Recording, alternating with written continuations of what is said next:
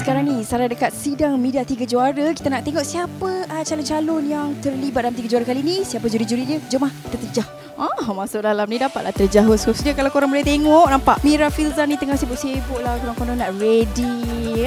Khabar Mira? Muncul lah khabar baik. Nervous tak tu? Nervous saya tengok. Boleh balik last minute. Okay.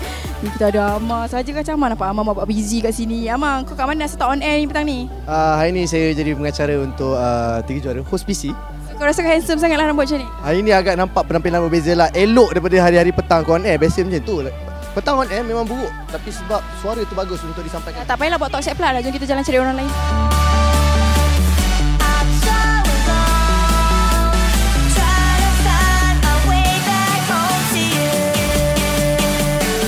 Mengharapkan sesuatu yang lain lah, yang hebat yang sebab sekarang ni kita lihat ada 8 kontestan. 8 kontestan ni apa penjenamaan yang mereka akan bawa.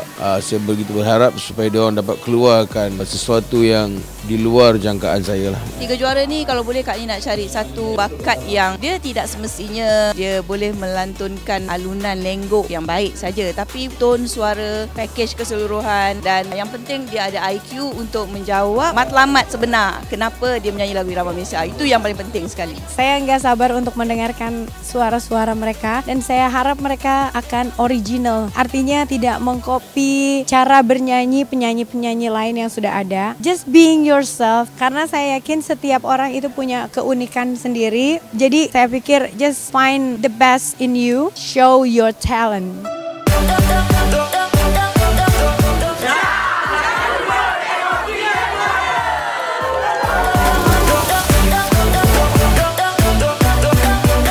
Dia macam zat. Manusia ni kalau dia pandai gunakan zat ni, orang akan cair. Especially perempuan lah. Contohnya kalau boyfriend and girlfriend bergaduh, suami isteri bergaduh, 2 hari tak bertegur. Tapi kalau kita cakap, sayang, okey lah, dah lah tu, I minta maaf, I love you, dengan kata-kata je.